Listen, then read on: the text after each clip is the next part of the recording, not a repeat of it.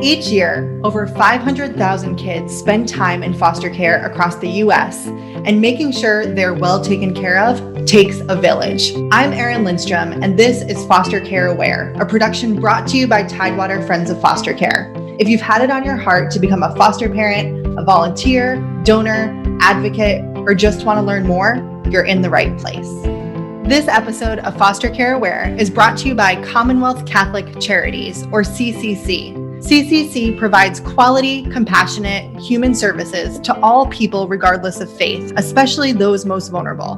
CCC is the only agency in Virginia working with international foster children. If you're interested in learning more, Commonwealth Catholic Charities is looking for foster parents. You can be married or single. You just need to be at least 25 years old and able to provide a loving and caring home to children with different cultural and religious backgrounds. For more information, you can contact BB Tran at 804-545-5949. You can email her at bb.tran@cccofva.org or go to cccofva.org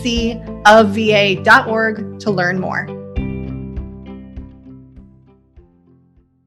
Hey there, and welcome to Foster Care Aware 2021. I am your host, Erin Lindstrom, and I am joined by Audra Bullock, the founder and director of Tidewater Friends of Foster Care.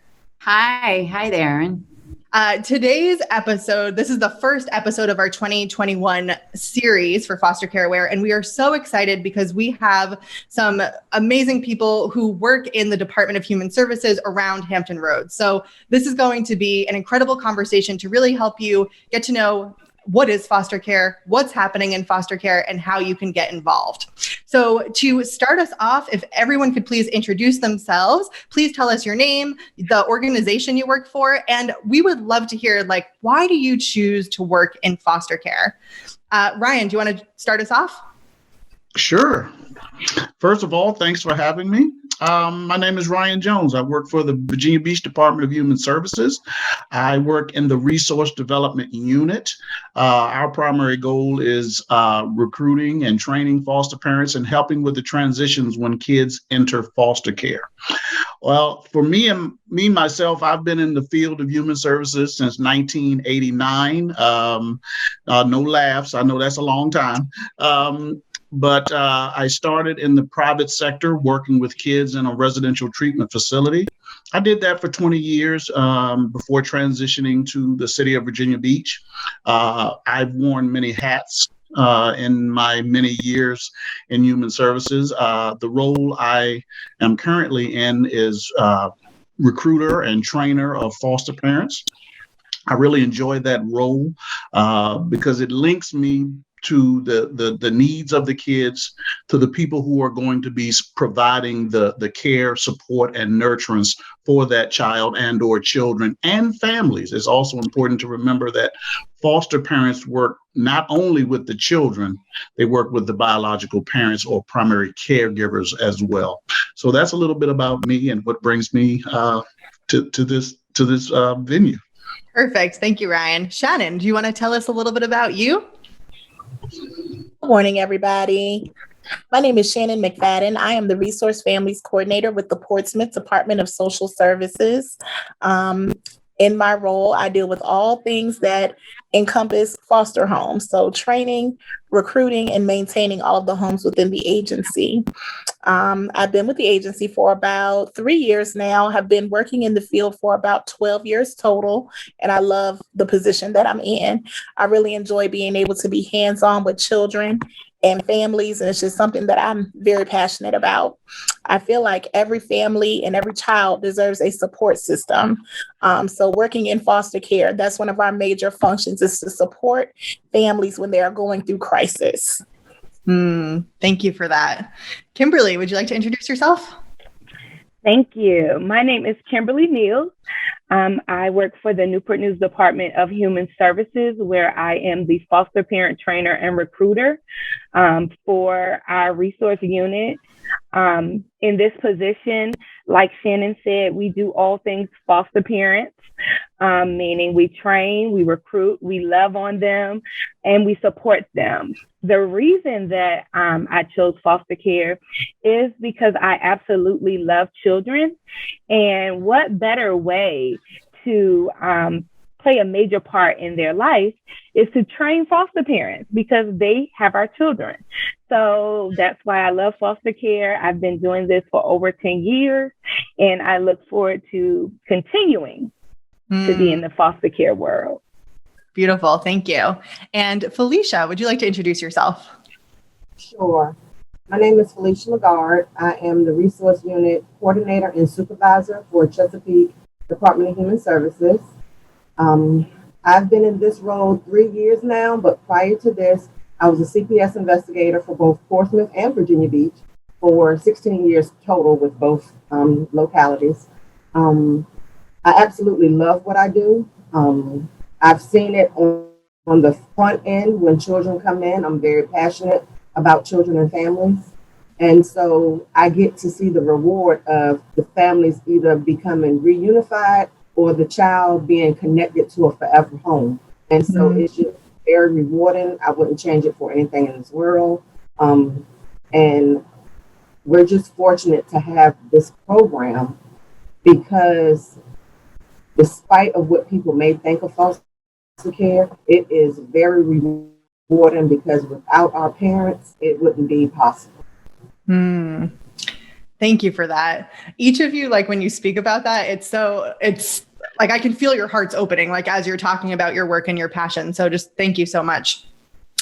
So to kind of kick us off, Audra, would you please give us a little bit of an overview of what's happening inside of foster care in 2021? Of course. Thanks, Erin. So we had a recent town hall where we went into depth on the numbers across the state, and I'll just give a high level overview of that. So at the end of, or in March, which is the last VDSS data, Virginia Department of Social Services data that was released, we had about 5,200 kids in care. Year over year, since the pandemic began, that's a drop of about 7%. But what's happened is we've had a redistribution of our ages in care. We've had, the under 5-year-old population has stayed relatively static, maybe grown a little bit. The over 18 population has grown a lot, over 17%. And the school age population has dropped by more than 20%. So there's been this kind of distribution shift. And I'm sure it has a lot to do with, where kids are in school or not in school. And so we want to be prepared for that. Part of, this population, in addition to, being all of these ages, they have different goals, case goals for their custody case. One of those goals is reunification. That's either return home or to a relative placement. Another one is permanency through adoption. About 40%, let me back up, 40% have a goal of reunification, 35% have a goal of adoption, and then the rest are longer term independent living or permanent foster care. So it will be interesting to hear our guests' perspective on each of these, including one that I didn't mention, which is prevention. So I'm going to pass it to Ryan and ask, Ryan, what happens before a child comes into foster care to prevent that situation? And if I may add one other sub-question to that, before we hop in, can you kind of define what exactly is foster care for everyone listening? Of course. Sure, Erin. Foster care is an ongoing custody case where the state or the city has determined that a child cannot be safely maintained in their current setting. And so the city or the state takes responsibility for a child's care. And the city and the state outsources that care. I mean, they're not state orphanages that are these children are being taken into.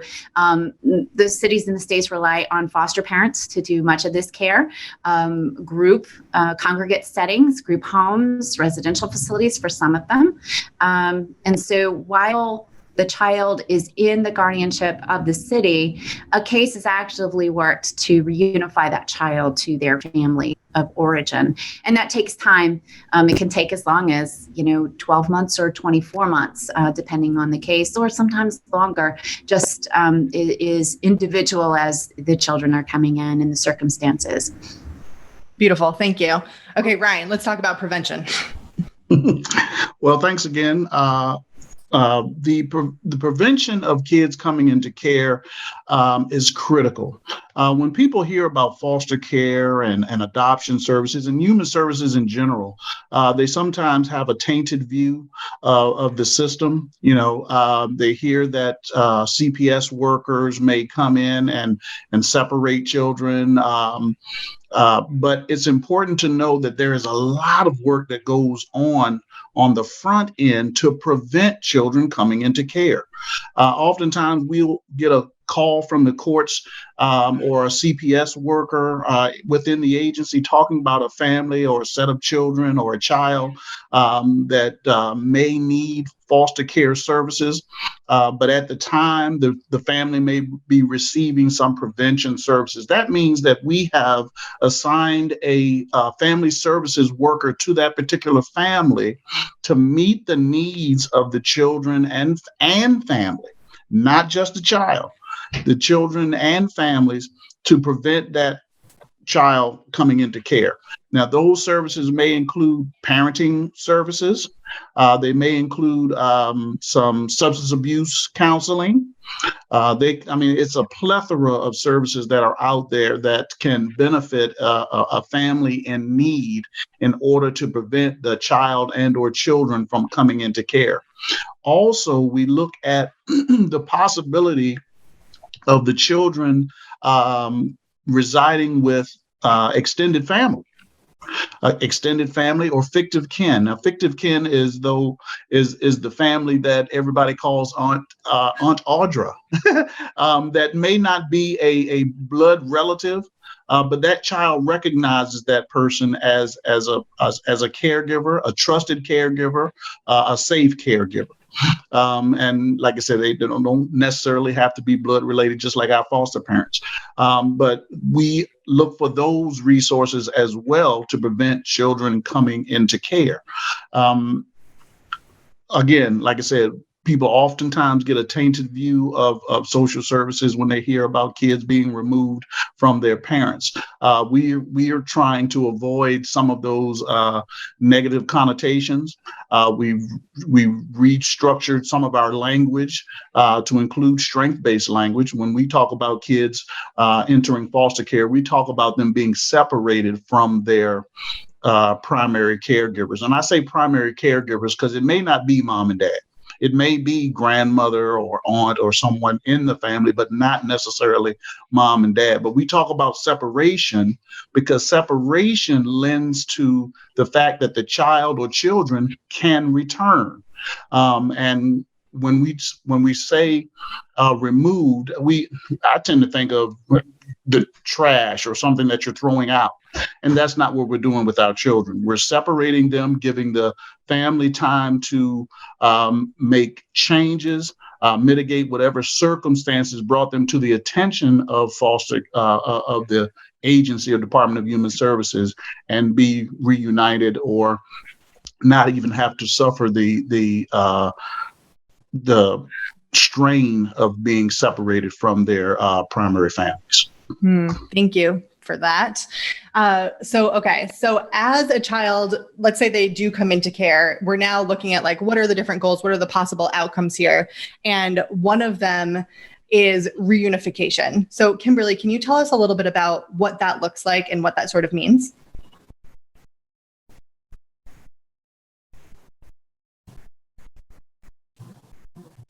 So reunification is the process of returning a child to his or her family.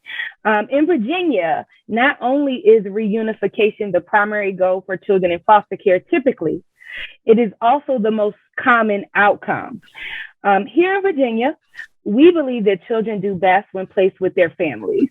So, in order to successfully achieve reunification, challenges associated with the birth parents must be thoroughly addressed, as the child's safety and well-being are paramount. So we want to just throw that out there for all of our listeners. Yes, we believe in reunification, but we are also supporting the family, getting in there, figuring out what is going on and rectifying those situations so we can safely place the children back with their families.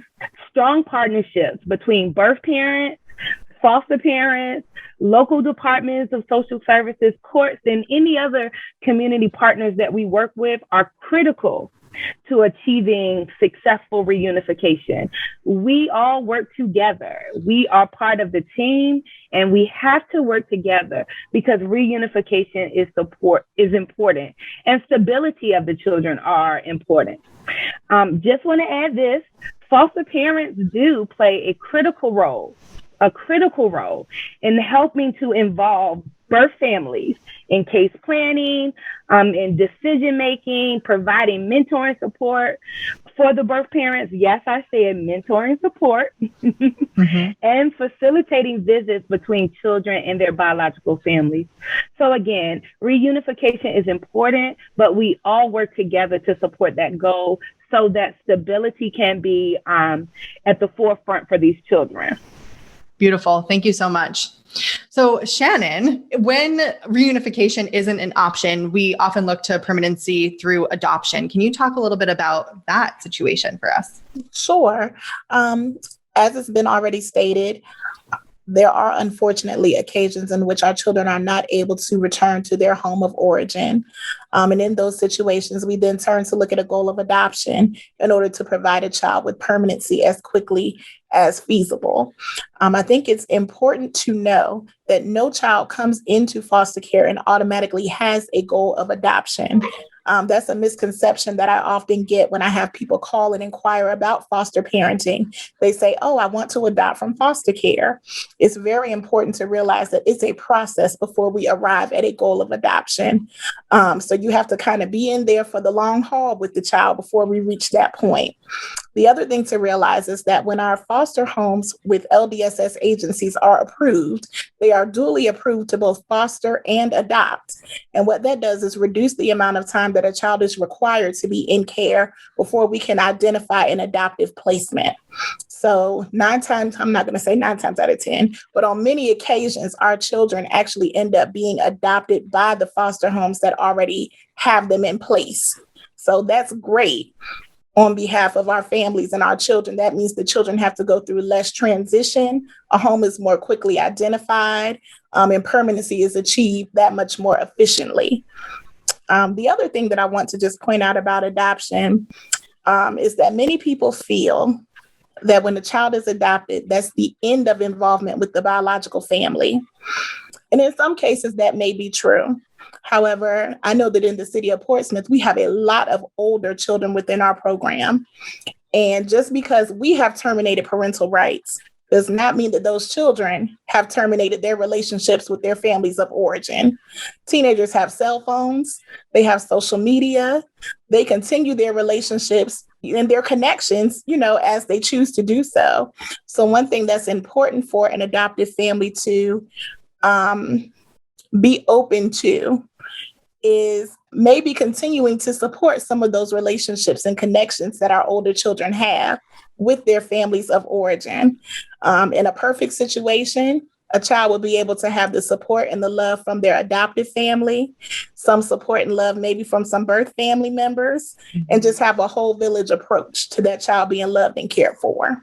Yes, thank you so much for that. And I appreciate you kind of just highlighting some things that are misconceptions that often happen. So thank you for that.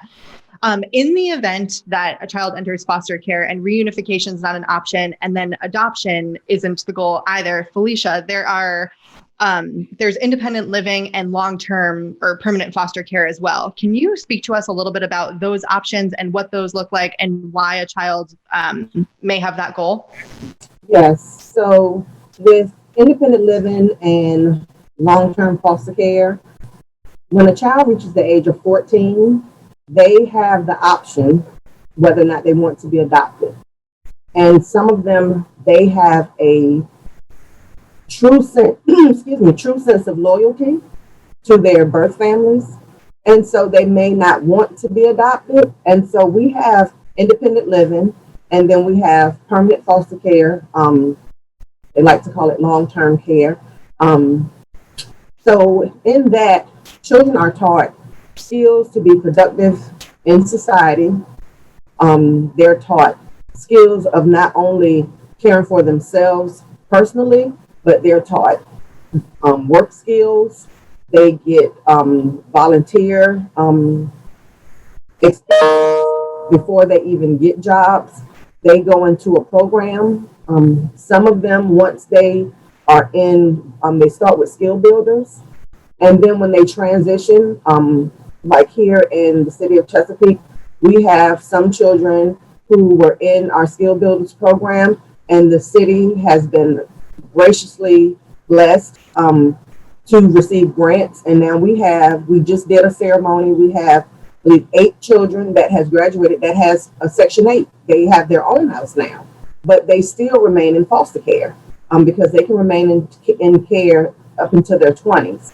And they've received that additional support to be productive, to not say what happened to them was bad, but to break that generational whatever may have happened. And so they get those skills. And for those that don't do independent living, we have tons of foster parents who we are very gracious about for, because they will allow the children to remain in their home even after they turn 18. And that's when, again, the child may not want to be adopted.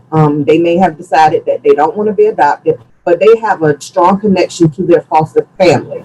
They don't look at them as foster families. That's their family. That's their extended. That's another part of their lives. That's another connection. And they are allowed to remain in the foster in that home. We're moving away from foster home, in that resource in their home long term. And then they age out of care.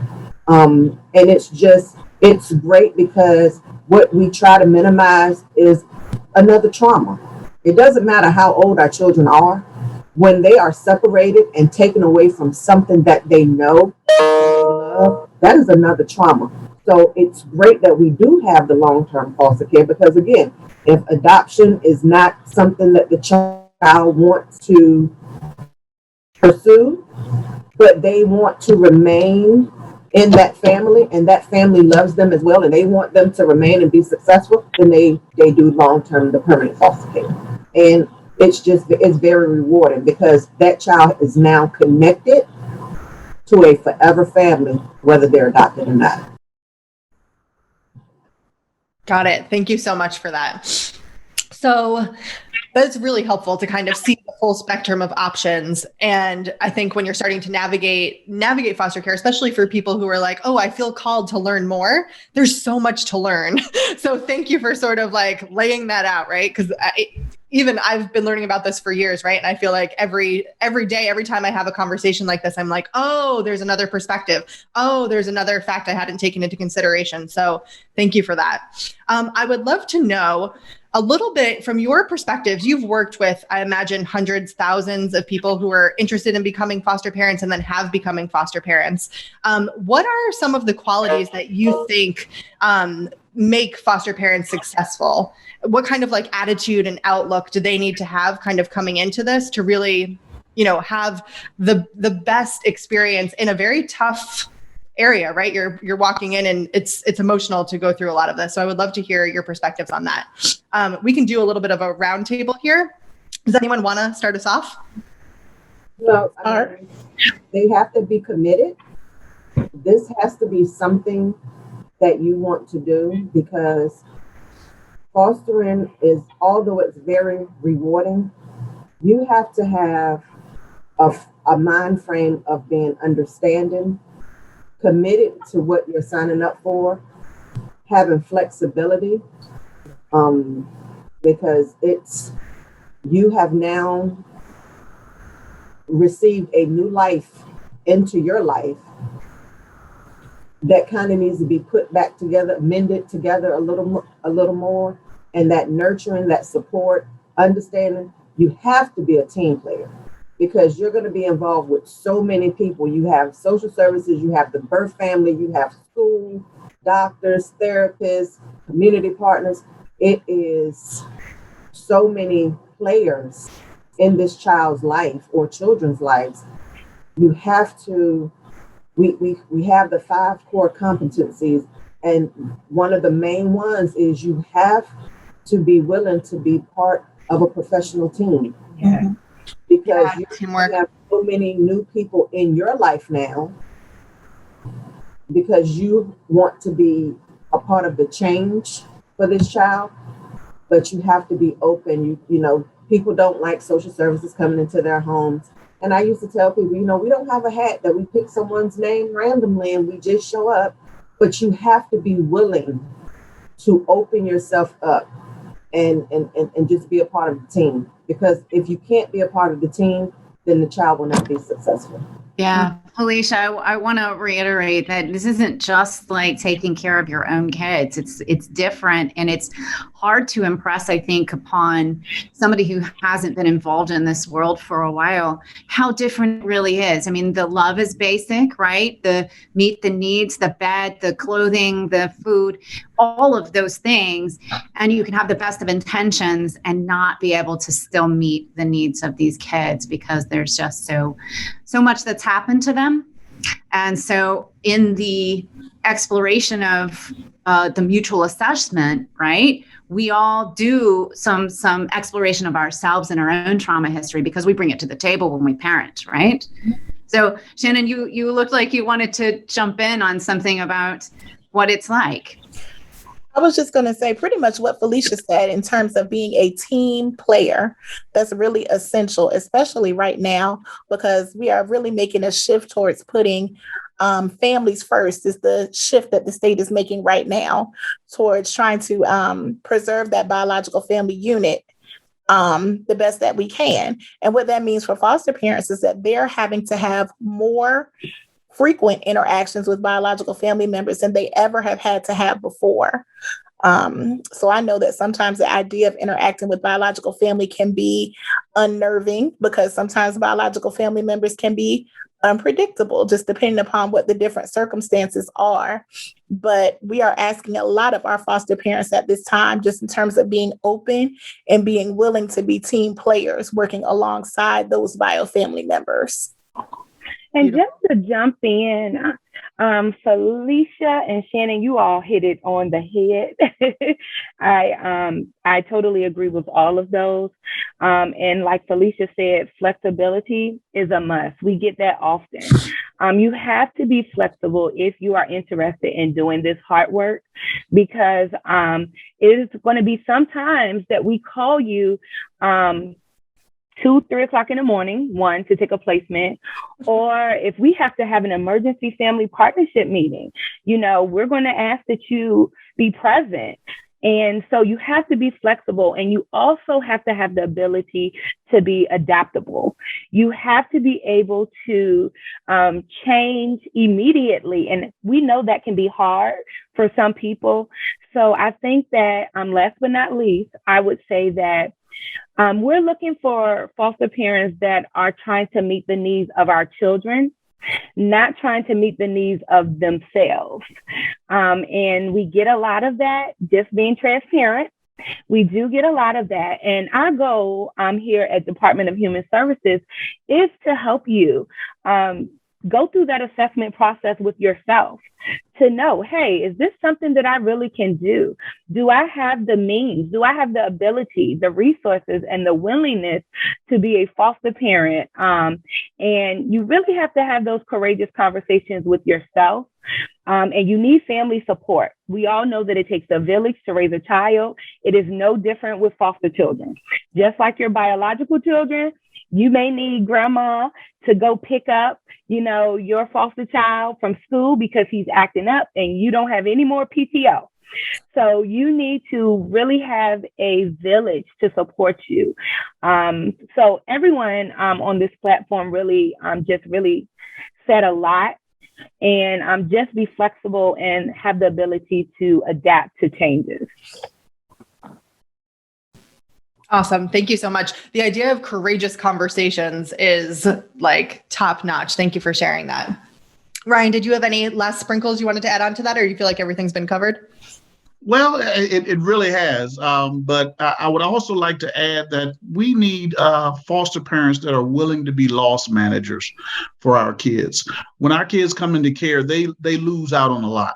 Family, community, sometimes their schools change. Sometimes they're not able to be placed with their siblings. So that's a lot of loss for our kids. And we need our foster parents to understand that our kids have experienced that loss. And we need them to help them navigate through that.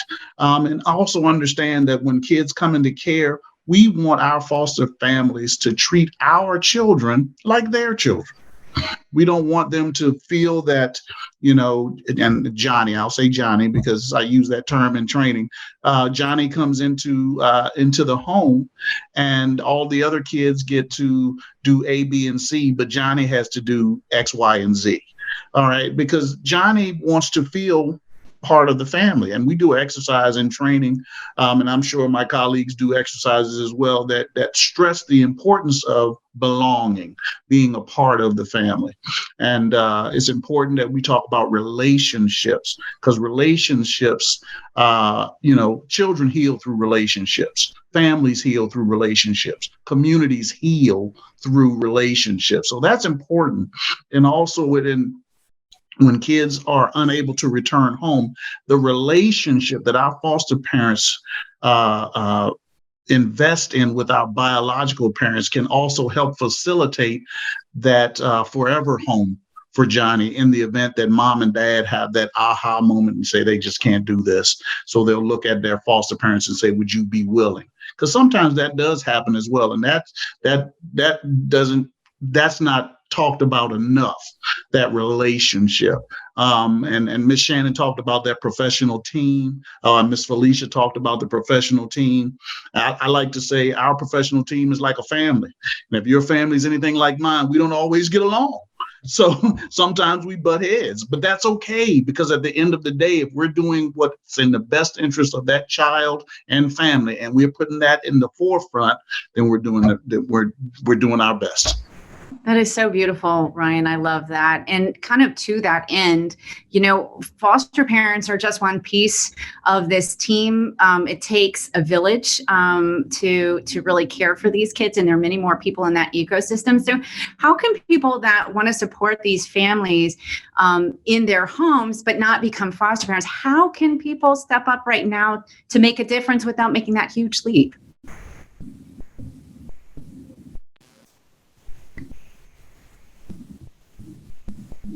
Volunteer with organizations like Tidewater Friends of Foster Care. There are many entities, of course. There are so many entities out there that are willing to support foster care and adoption and human service agencies and entities. You don't have to always be a foster parent or an adoptive parent. You can get involved in some of those organizations, volunteer.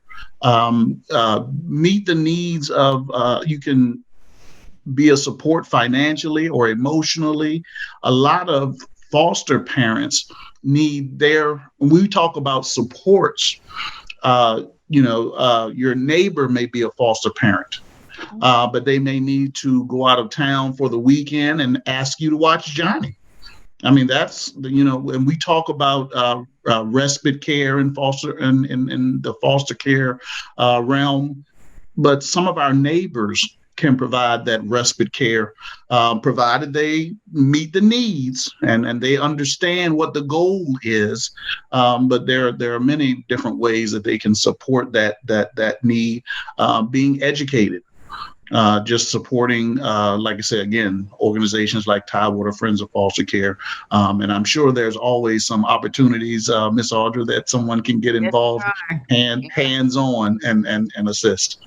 Yeah, thank you. And that's just want to jump in as well, because Ryan did say Tidewater Friends of Foster Care. And one of the things that we do with the City of Newport News is we send them over to you all at Tidewater Friends of Foster Care for the Prospective Parent Program. Just getting that education, getting that emotional support and finding out about the process very well may change their mind. You may think right now that you're not foster parent material, you don't have the time, but once you go through that prospective parent program and you dive in, you may realize, hey, you know what? With the support, I can do this. I can do this.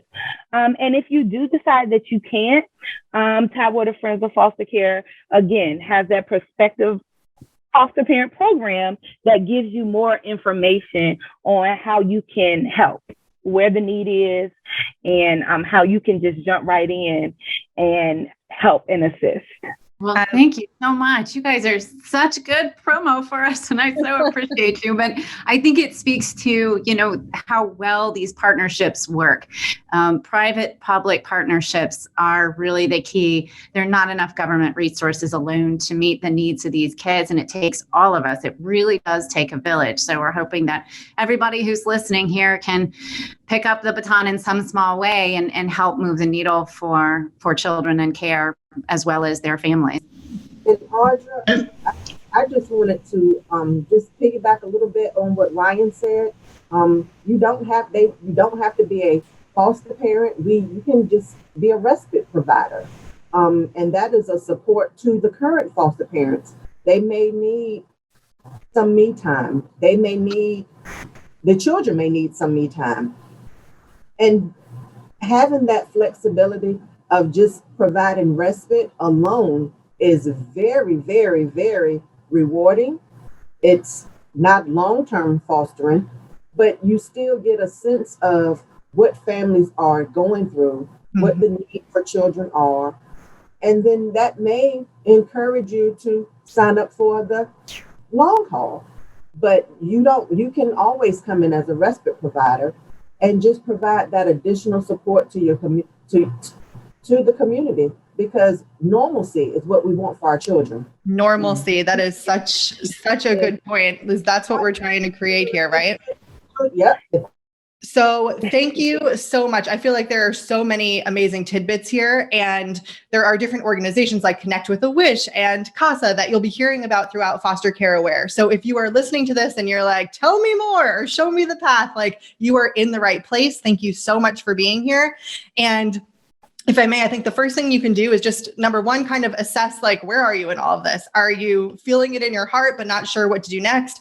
Are you potentially overwhelmed with all of the options? Are you looking for options? Just start to notice where you are and what is your intention going through Foster Care Aware, because all of the tools will be here as we go through, and we are happy to support you. We have a Facebook group called TFFC Village, and this is exactly what we're talking about. This is a community of people who care about foster care. So you are welcome to join us in there. Inside, we share needs that are happening locally that we can meet. For instance, we had a teenager who was in foster care who needed a crib for her baby, and we were able to do that through the support of our community. We also have gift sponsorships. There's volunteer opportunities. And then if you do want to learn more about being a parent, we do have the Prospective Parents Program. So there is a plethora of ways to kind of like move through here and find out more. If you have any questions, you can always send us a message on the Facebook page as well. And before we wrap up, I would just love to hear if anyone wants more information from each of you. What is the best place to reach? So Ryan, can you let us know where is the best place to reach out to you? I can be reached at the Virginia Beach Department of Human Services. My contact number is 757-385-3272, or you can reach me by email at ryjones@vbgov.com. And I'm willing to take all inquiries. I love it. Shannon, can you please share your contact information at the Portsmouth Department of Social Services? Yes, I can be reached by dialing our main telephone number, which is 757-405-1800. Select option 3 from the main menu and you will get me. Also, my email address is shannon.mcfadden@dss.virginia.gov. Perfect. Thank you so much. Kimberly, can you please share your contact information? Yes, again, my name is Kimberly Mills with the City of Newport News. You can contact us by dialing 757-926-6283, or you can email us at fosterparenting@nnva.gov. Perfect. Thank you so much. And Felicia, could you please share your contact info with us? Yes. I can be reached at Chesapeake Department of Human Services. It's 757-382-2249. Or I can be emailed at flagarde@cityofchesapeake.net. Perfect. Thank you so much, everyone, for your time, your energy, your commitment, and your work in our community. Sincerely appreciate it, and have a beautiful rest of your day. Thank you. Thank you so much. And a big thank you for listening. Foster Care Aware is all about getting the word out about how you can support the kids in care in whatever capacity works for you. And Tidewater Friends of Foster Care is here to support you through the journey. To learn more, head over to fostercareaware.org, where you can join our digital community of Friends of Foster Care and learn more about how you can provide a birthday or holiday gift for a child in care as one of our gift sponsors, stay in the know about upcoming trainings, and help meet the needs of current foster parents and youth as they arise. Whether you want to be a foster parent, volunteer, donor, or advocate, head on over to fostercareaware.org to learn more.